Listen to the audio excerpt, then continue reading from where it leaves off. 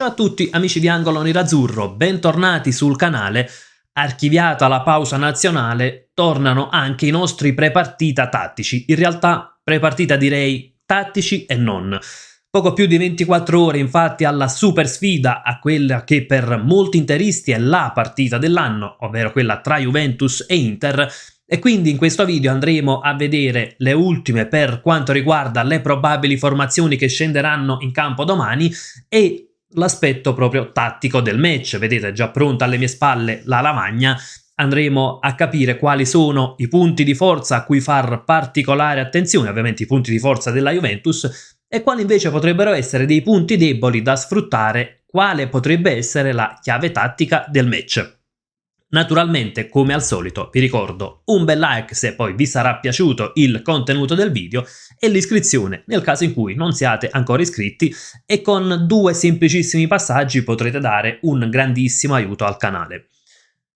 Iniziamo innanzitutto dalla formazione della Juventus, poi dopo arriviamo anche alla nostra probabile formazione, a quelli che possono essere i ballottaggi. Ecco, Juventus che ha delle defezioni importanti, mancherà Cambiaso per squalifica, non avrà disponibili né Conceição né Zegrova e quindi potrebbe scendere in campo con Kopp Meiners sulla tre quarti accanto ad Ildiz.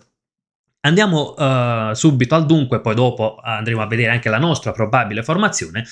Andiamo alla lavagna anche per capire qual è il modo di giocare della Juventus di Igor Tudor e quali possono essere le chiavi del match, a cosa bisogna fare particolare attenzione. Iniziamo innanzitutto con la costruzione della Juventus di Igor Tudor. È una costruzione che molto spesso avviene a 4. Ecco, recupero un attimo la formazione. Vedete, Gatti, Bremer, Kelly sono i tre difensori. Kalulu viene schierato praticamente da esterno di centrocampo, seppur non è un vero e proprio esterno, però gli viene richiesto un lavoro a tutto campo. Già nella prima costruzione infatti Kelly si abbassa. Come si svolge? Si allarga, o meglio Kalulu si abbassa, Kelly si allarga soltanto. Kelly si allarga. I due difensori, praticamente il centrale della difesa 3 ed il difensore centrale destro, si abbassano praticamente a formare due centrali di una linea 4 e si abbassa anche Kalulu. Ecco, in realtà diciamo che gli altri due difensori più che abbassarsi si allargano, ecco. Vanno a formare così una linea 4 che va a formare la prima costruzione della Juventus. Costruzione che avviene dal basso, ma con un calcio molto diretto. In che senso? Mi spiego subito. Si cercano le vie laterali, quindi anche se la palla viene appoggiata magari al difensore centrale, poi si passa per le corsie esterne, dopodiché si prova a verticalizzare rapidamente. Verticalizzazione che può avvenire o sull'esterno di centrocampo, nel caso in cui, ecco, soprattutto dal lato sinistro dove non si abbassa all'esterno sinistro, ecco, di solito è Kalulu che fa quel movimento, oppure cercando direttamente magari i trequartisti. Allo stesso tempo il terzo di difesa, o eventualmente se dovesse essere Kalulu da quest'altro lato, quindi l'esterno che ha verticalizzato, va anche a fare una sovrapposizione. Palla che poi una volta che è arrivata sulla tre quarti, la finalizzazione avviene o cercando un 1 contro 1 per poi andare al tiro, e naturalmente Ildiz è uno di quelli più pericolosi in questo senso, oppure provando un'imbucata per il centravanti. In alternativa non è raro vedere la Juventus cercare delle triangolazioni, delle combinazioni per cercare di liberare poi il centravanti al tiro. O l'alternativa, anche se non è quella più cercata, ma l'altra alternativa è andare proprio sulle corsie esterne e provare col cross, ma meno frequente. Cosa accade se la Juventus in questa prima costruzione viene pressata e quindi vengono chiuse le corsie esterne? Locatelli va ad abbassarsi davanti alla difesa e si va per una costruzione più centrale, quindi con Locatelli che a volte si abbassa anche proprio tra i difensori, però diciamo che solitamente quando si va per vie centrali diventa una costruzione 4+1, per poi lo stesso Locatelli cercare sempre un passaggio diretto, però più per la zona centrale del campo, e passaggio diretto che molto spesso va direttamente al centravanti, che poi, ecco, controlla e prova a scaricare sui trequartisti. Arriviamo quindi a come l'Inter potrebbe mettere in difficoltà la Juventus già su questa prima costruzione. L'Inter di Chivu, abbiamo visto, predilige il pressing alto e in questo caso, seppur poi un pressing alto scopre sempre un po' il fianco, potrebbe mettere in difficoltà la costruzione della Juventus. Con questa costruzione a 4, infatti, con i due attaccanti ed eventualmente anche i quinti, perché abbiamo visto non è raro che avanzino per fare il pressing, potrebbero andare a pressare proprio questa prima costruzione della Juventus, mettere in difficoltà, bloccare le corsie laterali in primis. Cosa succederebbe? Come abbiamo visto si abbassa Locatelli, non escludo che possa essere Çalhanoğlu ad andare a prendere, ecco, il regista avversario. Situazione che abbiamo visto altre volte in questa Inter di Chivu e situazione che secondo me domani potremmo rivedere. In questo modo probabilmente, ecco, la Juventus potrebbe portare ad abbassare un altro centrocampista, quindi magari che Fren Thuram potrebbe provare l'impostazione, ecco, se Locatelli dovesse essere schermato, l'impostazione con un difensore centrale, si spingerebbe comunque la squadra bianconera a cercare un modo di costruire diverso, alternativo, e automaticamente si può mettere in difficoltà la Juventus in questo modo. Occhio, perché poi se l'Inter agisce in questo modo, la Juventus probabilmente cercherà di arrivare rapidamente sulla tre quarti. E qui arriviamo ad un punto, diciamo, critico, perché c'è David che si andrà praticamente a formare un duello, andrà a scontrarsi, tra virgolette, con Acerbi. Però David è un attaccante che dà pochi punti di riferimento, quindi probabilmente andrà incontro alla squadra, si muove tanto, è un po' nelle sue caratteristiche, e contro questo tipo di calciatori Acerbi potrebbe avere qualche difficoltà. Sulla tre quarti invece agiranno, come abbiamo visto prima, Koopmeiners e Yildiz. Qui arriviamo ad un altro punto, soprattutto Yildiz, il tanto movimento che fa il trequartista della Juventus, quindi svaria un po' in tutto il campo, si allarga, si stringe, può andare a giocare vicino a David, e qui, ecco, è uno di quei calciatori a cui fare particolare attenzione. Fondamentale sarà il lavoro del terzo di difesa, e che probabilmente sarà Akanji, e magari anche della mezzala, che dovrà comunque aiutare in questo senso. Cosa potrebbe fare l'Inter per evitare di rischiare troppo contro gli attaccanti della Juventus? L'altro, diciamo, gli attaccanti trequartisti, l'altro trequartista è Koopmeiners, che comunque è un calciatore che darà un aiuto in entrambe le fasi. Secondo me, non alzare troppo la linea difensiva, perché una linea difensiva troppo alta scopre la profondità, calciatori veloci, calciatori bravi nell'uno contro uno possono mettere in difficoltà. È vero, avevamo detto c'è un pressing, se la linea difensiva non è eccessivamente alta, non è molto alta, significa praticamente scoprire questa zona del campo. Purtroppo sappiamo, una zona va scoperta, che sia l'ampiezza, che sia la profondità, che sia la zona di rifinitura, non dico va scoperta, però insomma qualcosa va concesso, e secondo me l'Inter potrebbe agire meglio scoprendo un po', concedendo un po' più la rifinitura piuttosto che la profondità ai calciatori della Juventus. Rifinitura, ecco, che poi potrebbe essere coperta col lavoro delle due mezzali che dovrebbero essere Barella e Mkhitaryan. Arriviamo anche ad un altro aspetto, perché qua potrebbe giocare Mkhitaryan. Innanzitutto per una questione fisica, quindi con Sucic che ha giocato in nazionale, Mkhitaryan no, potrebbe essere più lucido all'armeno, ecco, potrebbe star meglio dal punto di vista fisico. C'è un altro aspetto, quando la Juventus sviluppa il suo gioco, Kalulu, come avevamo detto, gioca un po' a tutta fascia, e non è raro vederlo molto alto, praticamente sulla linea quasi degli attaccanti. E quindi in questo modo, con Koopmeiners che sicuramente darà un grande aiuto in entrambe le fasi, e Kalulu che comunque spinge tanto, diciamo che è un calciatore molto intelligente tatticamente come Mkhitaryan, bravissimo in entrambe le fasi. Non che Sucic non lo sia, ma Mkhitaryan spicca per lettura tattica, potrebbe dare un grandissimo aiuto per contrastare la Juventus in questa zona di campo. Tra l'altro mi aspetto che Kalulu faccia anche domani questo lavoro, perché se qui agisce Koopmeiners, l'ampiezza la andrà a ricercare principalmente Kalulu più che Koopmeiners.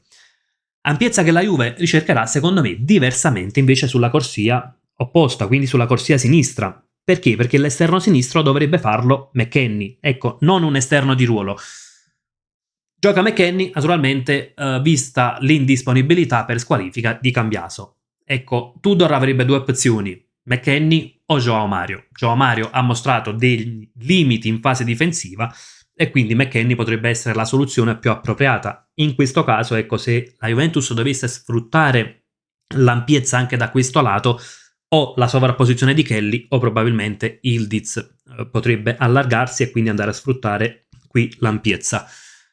Dal lato destro però secondo me l'Inter può creare dei pericoli, perché come detto McKennie è un calciatore molto duttile, ecco, riesce a fare tanti ruoli, a fare l'esterno, a fare il centrocampista centrale, addirittura se non vado errato lo scorso, forse 2 anni fa con Allegri ha fatto anche, è stato schierato anche in uno dei 3 di difesa, però non vorrei sbagliarmi su questo, però non è un esterno puro e quindi se Dumfries è in forma e contro l'Olanda ha dimostrato di esserlo, potrebbe cercare di attaccare alle spalle McKennie e quindi mettendo così in difficoltà l'esterno bianconero.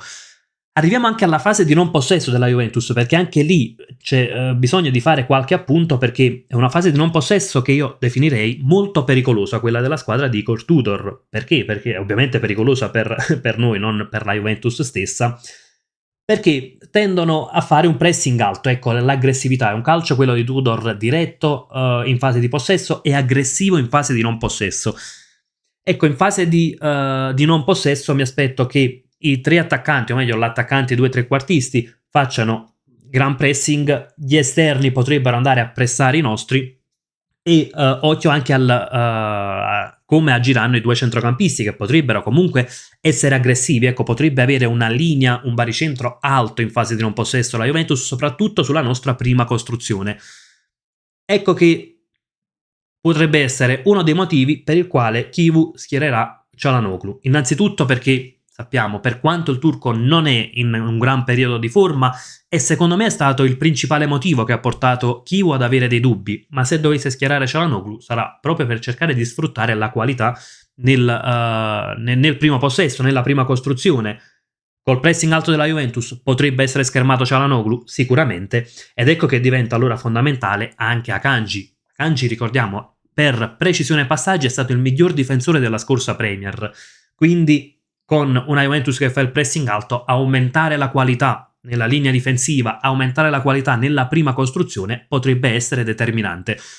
Costruzione che poi diretta, ecco, potrebbe portare a grandi vantaggi, come detto, magari sfruttando proprio questa zona del campo per cercare di attaccare alle spalle McKennie. Juventus pericolosa anche in transizione negativa, perché punta subito a recuperare palla, però occhio, perché poi se sfruttiamo bene la nostra transizione positiva si possono aprire degli spazi. Se invece la Juventus non dovesse riuscire a recuperare subito il pallone e dovesse quindi riordinarsi, io mi aspetto di vedere una Juventus con una sorta di 4-4-2, quindi con un Kalulu che può abbassarsi.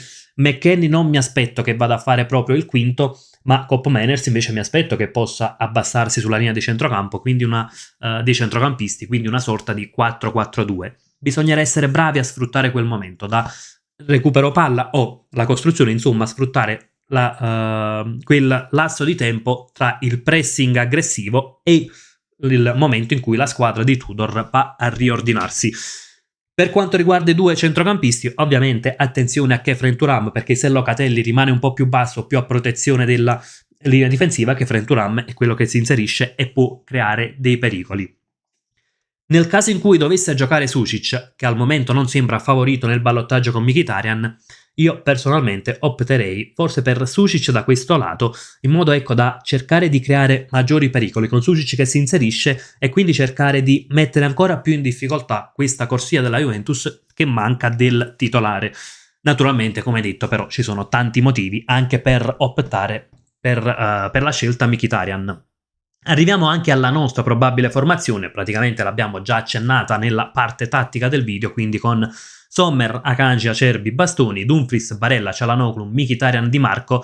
Ecco, dovrebbe essere praticamente la formazione tipo dello scorso anno, poi con Lautaro, Thuram in attacco e con la sola eccezione di Akanji. Ovviamente potrebbero essere determinanti anche gli ingressi a partita in corso, perché no, anche di Pio Esposito, se dovesse essere utile un centravanti, un vertice offensivo di Bonny. Insomma, quest'anno l'Inter ha delle possibilità in panchina, però io condivido l'eventuale scelta di Chivu di affidarsi al solito sistema di gioco e quasi per intero ai soliti uomini per non togliere delle certezze alla squadra, e la scelta Çalhanoğlu, come detto, ha un suo perché, quindi non è soltanto il timore di andare a cambiare.